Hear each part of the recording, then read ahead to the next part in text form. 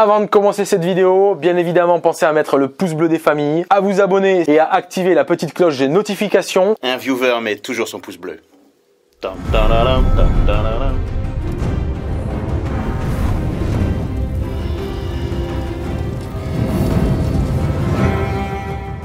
On va donc découvrir le jeu Game of Thrones, A Song of Ice and Fire. Wall Street Institute. Le premier jeu de figurines sur la licence Game of Thrones. C'est un jeu qu'on va situer donc dans l'univers de ce fameux roman qui a inspiré la plus célèbre série de l'univers, dont on est particulièrement fan, bien évidemment. Donc en gros, ce jeu-là va se voir affronter potentiellement 5 grandes factions et qui vont se battre pour le trône. Les joueurs qui joueront à Game of Thrones A Song of Ice and Fire vont donc prendre possession d'une des familles et s'affronter sur le battlefield. Sachant que les figurines, voilà, on peut voir déjà que l'éditeur Cool Mini or Not, on va en discuter après, a déjà sorti les boîtes des Bolton. Il y a les Tully également. Ça, c'est pour la partie mercenaire. La partie mercenaire, on en parlera aussi après, mais il y a les 5 grandes familles. Pour le moment, Lannister et Stark qui sont sortis. Et après, il va y avoir des petits compléments. Donc, on peut s'imaginer que les Targaryens vont arriver aussi. Les Baratheons, ça a été annoncé qu'ils arriveront très prochainement aux États-Unis, donc un peu plus loin en France. Et ensuite, de toute façon, ça va continuer les sorties. Voilà, c'est un jeu qui a un univers de fou. Mais ouais t'as un vrai univers, toi. Tu parlais de l'éditeur de jeu. Est-ce que tu peux nous en dire un peu plus sur ce que cet éditeur a déjà pu faire, ce qu'on a pu voir comme jeu de cet éditeur-là, et ce qu'on peut s'attendre éventuellement pour le futur de ce jeu? L'éditeur, c'est Cool Mini or Not. Cool Mini or Not sont surtout connus pour le Zombicide. Et Zombicide, ce qu'il y a de bien et de même très bien, c'est que quand vous achetez votre petite figurine, votre boîte, vous avez les figurines qui sont déjà montées et prêtes à jouer. Donc là, Game of Thrones, ils ont repris le même principe et ça, c'est génial. Là, vous sortez la figurine, elle est prête à jouer. Et le détail, vous pouvez voir, hein, après, ça donne vraiment un aspect accessible au jeu. Mais oui. Puisqu'en fait, on achète sa boîte et on peut jouer avec. Et vous pouvez jouer directement. Tout simplement. Et donc les factions ont des couleurs différentes. Là, les Lannister, ils vont être rouges. Les Stark, on n'a pas encore bien su ce que c'était. Définir la couleur. Moi, j'aurais dit un gris azur. Un gris azur. Un gris azur, c'est beau. Il est merveilleux. Donc un gris azur, les Bolton, on voit déjà, ils sont marrons. Donc on a déjà une identité. Rien qu'en ouvrant la boîte, c'est prêt à jouer. Et ça, pour le coup, Cool Mini or Not a vraiment bien compris le principe. Putain, mais tu vois la claque! Le jeu est basé sur un modèle économique américain. C'est-à-dire que les Américains, ils fonctionnent sur de l'achat compulsif. C'est-à-dire, ils veulent jouer, ils veulent des boîtes, ils veulent jouer. C'est faites-vous plaisir. Achetez, jouez, c'est tout. Voilà, c'est très simple, c'est du Cool Mini or Not et c'est le principe de base de cette boîte. Sachant qu'en France, ça va être Asmodée et Edge. Donc c'est Asmodée la maison mère, Edge qui va le commercialiser et ils suivent le même principe. Ils vous balancent mais toutes les boîtes. Là, vous commencez aujourd'hui, vous avez 20 boîtes déjà. Ils annoncent. C'est assez ouf. Ils annoncent. Alors c'est déjà sorti aux États-Unis, mais en France, la garde de nuit. Je pense que globalement déjà on part sur un jeu où on va aller chercher un univers qui est déjà très fourni. On va essayer que les joueurs trouvent leurs repères et leurs affections particulières.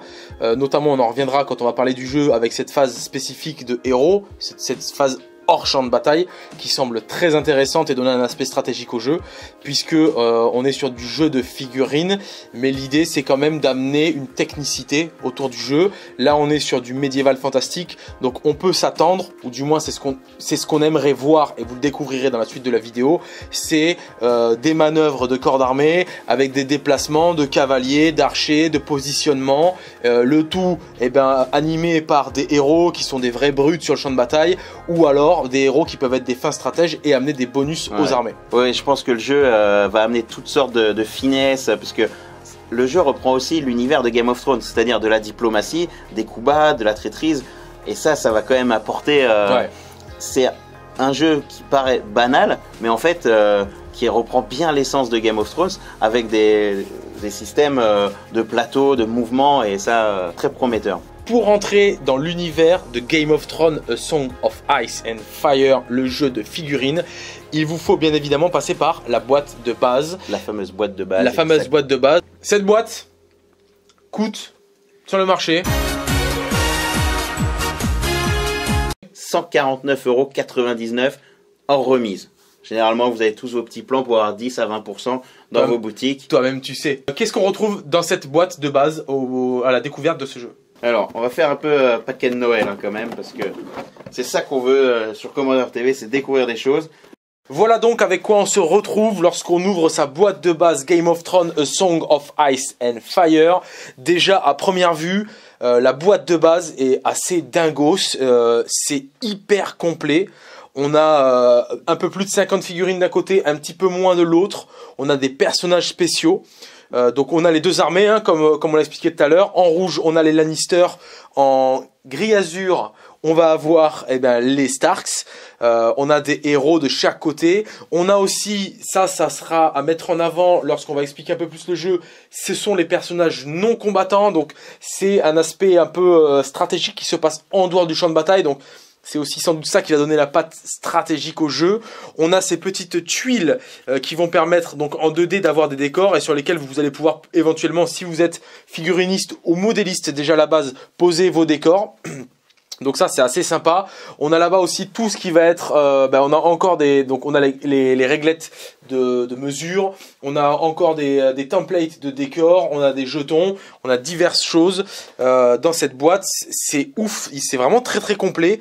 On a les cartes des personnages de tous nos héros avec leurs capacités et leurs particularités, donc ils sont expliqués sur les cartes. La qualité des cartes est aussi très bien.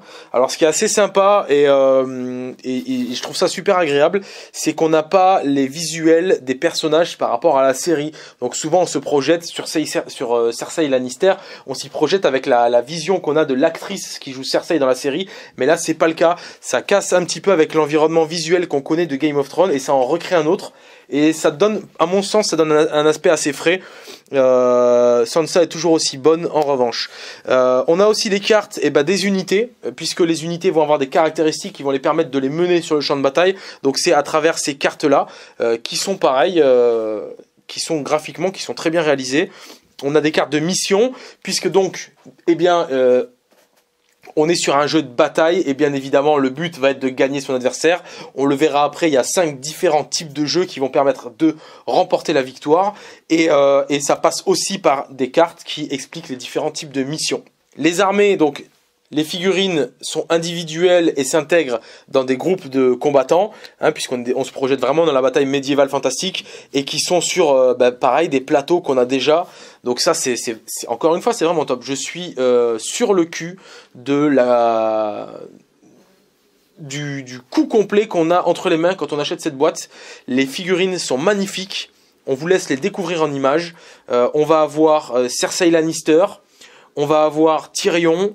On a le loup de Robb Stark, il y a Robb Stark, on a plein de personnages, les cavaliers sont oufissimes, la montagne est terrible, la montagne est incroyable.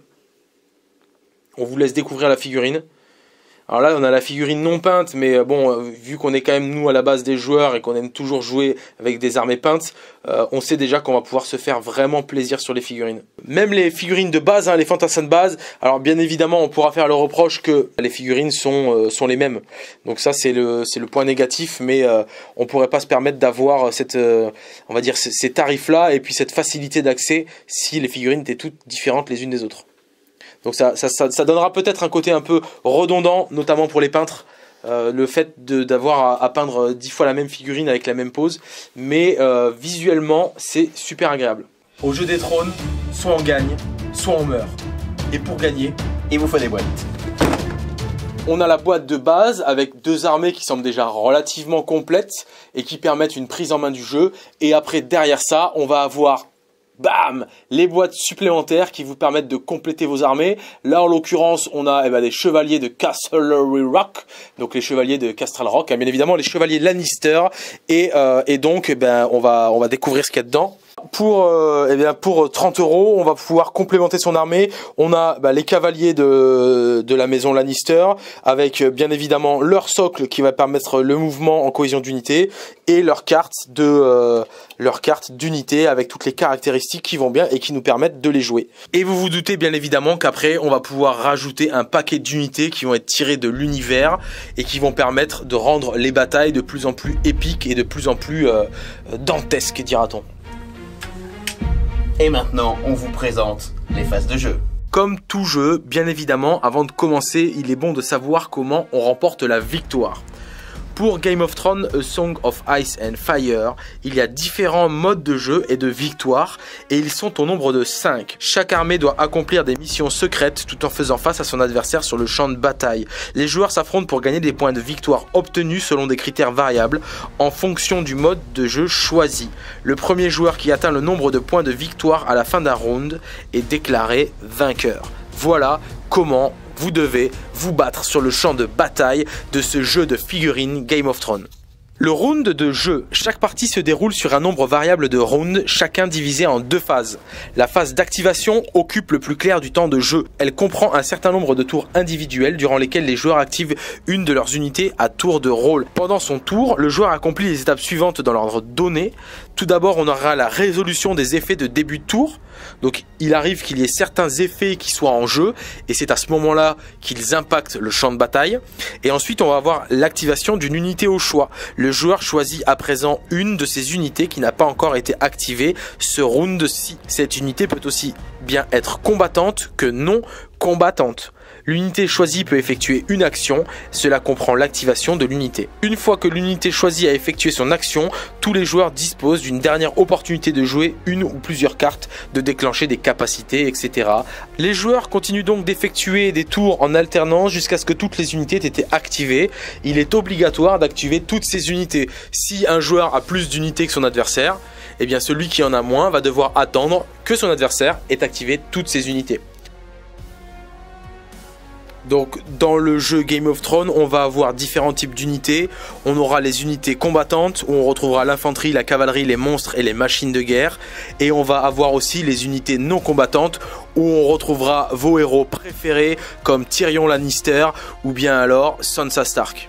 Comme on l'a mentionné précédemment, les unités ont des caractéristiques qui sont répertoriées sur des cartes.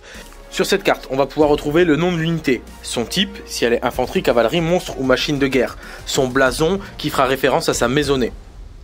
On va retrouver ses capacités, donc les unités peuvent disposer d'une ou plusieurs capacités. Chaque capacité est unique et de son utilisation est détaillée ici. Un symbole est parfois associé à certaines capacités, il sert de rappel visuel au moment où la capacité peut être déclenchée. Les valeurs d'attaque, chaque unité dispose d'une ou plusieurs attaques détaillées comme suit. Nom de l'attaque indique le nom de l'attaque, la valeur pour toucher indique le niveau de compétence de combat de l'unité, un petit chiffre indique une meilleure probabilité, le dé d'attaque, quand l'unité utilise cette attaque, elle lance un nombre de dés d'attaque basé sur le nombre de ses rangs restants. La valeur verte s'applique pour des unités à plein potentiel, la jaune pour un rang détruit, la rouge pour 2 rangs détruits. Là, en ce qui concerne les Lannister Guardsmen, ils auront donc 6 dés s'ils sont 12, 5 s'ils sont 8 et 3 s'ils sont 4. La vitesse donc représente la capacité de déplacement de l'unité sur le champ de bataille, exprimée en nombre de segments de réglettes de mesure ou ce qu'on appelle les pouces. Le moral représente la détermination de l'unité, un petit chiffre indique un meilleur moral. Et enfin la défense qui indique la capacité de l'unité à bloquer les attaques ennemies, un petit chiffre indique une meilleure défense. On vient de présenter une carte d'une unité combattante. Il y a bien évidemment aussi des cartes pour les unités non combattantes. Là, on vous présente celle de Sansa Stark. On va retrouver aussi le nom de l'unité, le symbole caractère unique. Donc c'est le petit symbole qui est ici. Ce symbole indique que l'unité est non combattante. On va avoir la capacité spéciale de ce personnage-là. Et après, on va retrouver au dos de la carte la valeur en points. C'est-à-dire que c'est ce coût en points qui va devoir être rajouté à votre armée si vous voulez jouer cette figurine dans votre armée. Les lignes de vue LDV d'une unité détermine ce qu'elle peut voir ou non. C'est important pour plusieurs raisons, mais la ligne de vue intervient surtout pour déterminer ce que l'unité va pouvoir cibler avec ses attaques ou l'endroit où elle pourra rentrer en contact avec l'ennemi lors d'une charge sanglante. Donc chaque plateau bénéficie de petites encoches sur les coins qui déterminent les arcs de vue. Chaque unité dispose de 4 arcs de ligne de vue, le front, le dos et les deux flancs. Quand vous vérifiez qu'une unité peut voir ou non, si une ligne de vue ni coupée ni bloquée peut être tracée depuis n'importe quel point du front de son plateau jusqu'à n'importe quelle partie de la cible, cette dernière est en ligne de vue. Ici, les gardes de Stark que vous voyez là sont en ligne de vue avec les gardes Lannister qui sont face à eux. Ici, on est toujours sur la ligne de front et les gardes Starks ont toujours en ligne de vue les gardes Lannister. En revanche, dans cette configuration-là, les gardes Stark n'ont plus en ligne de vue les gardes Lannister. En revanche, les gardes Lannister ont en vue les gardes Stark. Il faudra prendre en compte aussi que les plateaux des unités bloquent les lignes de vue. Donc les gardes Lannister que vous avez ici ne voient pas les cavaliers Starks qui sont au fond. Les actions, lorsqu'une unité est activée, elle peut effectuer différents types d'actions. La première, c'est la manœuvre. L'action de manœuvre permet à une unité de se repositionner sur le champ de bataille. Une unité engagée ne peut pas effectuer une action de manœuvre. Quand une unité combattante effectue une action de manœuvre, elle peut d'abord pivoter pour s'orienter dans n'importe quelle direction. Elle pivote sur son centre. Et ensuite, elle peut avancer d'une distance allant jusqu'à sa valeur de vitesse. Là, ce sont les cavaliers Stark, les Stark Outriders, et leur valeur de mouvement est de 6. Ils peuvent donc pivoter et bouger de 6. Deuxième action possible, c'est la marche. Une unité engagée ne peut pas effectuer une action de marche. Néanmoins, cette action veut mettre en avant la rapidité d'une unité sur le champ de bataille. Elle ne peut donc pas pivoter. Néanmoins, elle va franchir 2 fois sa valeur de distance. Pour les cavaliers, ils passent donc de 6 à 12. Ensuite, l'action de repli. L'action de repli ne peut être réalisée uniquement que par une unité qui est engagée. Quand une unité combattante effectue une action de repli, commencez par lancer un D6. L'unité combattante peut ensuite se déplacer en ligne droite d'une distance inférieure égale à sa valeur de vitesse plus le résultat du D6 vers l'arrière ou le côté. De plus, une fois le repli résolu, si l'unité ou les unités ennemies se retrouvent désengagées, chacune d'entre elles peut immédiatement pivoter gratuitement. On en vient ensuite aux actions d'attaque. Bien évidemment, sur le champ de bataille, les mecs sont là pour se tartiner le groin et c'est ça qu'on aime.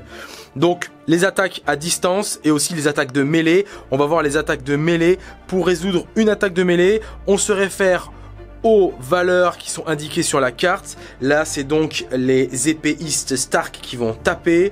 Ils ont sur leur rang maximal, puisqu'ils sont 12, ils jettent donc 8 dés. On conserve donc les dés d'une valeur de 4 et plus, et le reste, c'est du déchet.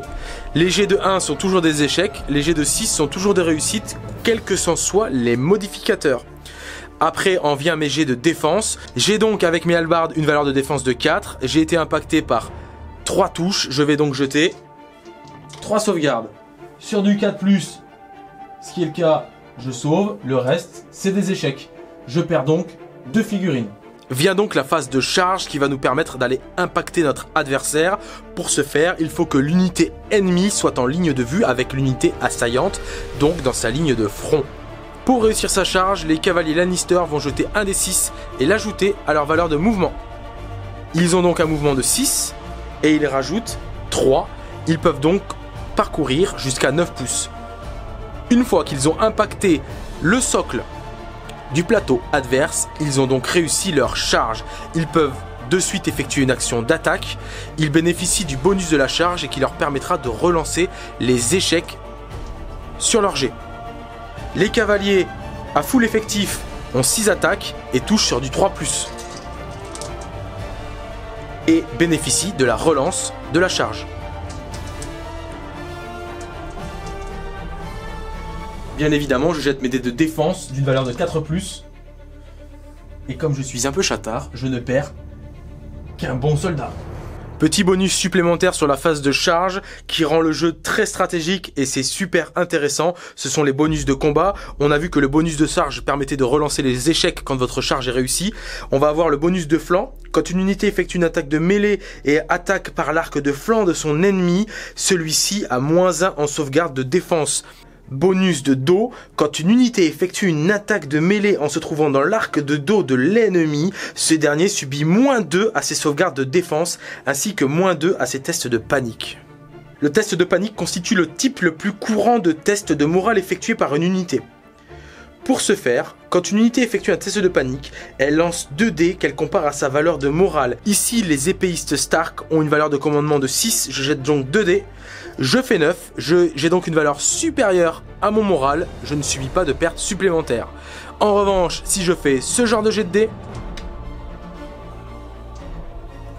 eh bien, j'ai une valeur de 4, mon commandement est de 6, j'ai donc 2 de différence, je perds donc 2 figurines supplémentaires sans sauvegarde d'aucune sorte. Les tests de panique ont généralement lieu après que l'unité a subi une attaque, mais peuvent également être déclenchés par d'autres effets. Les attachements représentent des individus hors du commun qui sont ajoutés à des unités combattantes et qui leur octroient des capacités dont elles ne pourraient normalement pas bénéficier. On en vient maintenant aux unités non combattantes, un des aspects les plus kiffants sans doute de ce jeu et qui va nous mettre en totale immersion, c'est de prendre en main des figurines qui ne sont pas valeureuses pour leur impact sur le champ de bataille, mais plutôt pour leur diplomatie, leur fourberie ou bien leur stratégie. Sur ce tableau, on retrouve la couronne, c'est une zone qui représente les ruses et les manipulations politiques. On retrouve aussi la richesse, la zone de richesse indique que votre maison utilise ses ressources pour amener des renforts dans la bataille. La zone tactique, la zone des tactiques représente la communication et la planification stratégique. La zone combat représente les ordres qui permettent d'entreprendre des actions offensives d'envergure et la zone manœuvre représente les ordres qui permettent une progression rapide sur le champ de bataille. Contrairement aux unités combattantes, une unité non combattante ne dispose que d'un seul choix d'action lorsqu'elle est activée. Elle se déplace vers une zone libre du tableau stratégique. Lorsqu'elle le fait, elle déclenche immédiatement l'effet de cette zone. Ici, Tyrion Lannister va aller sur la zone des richesses et il va restaurer 3 points de vie à une unité.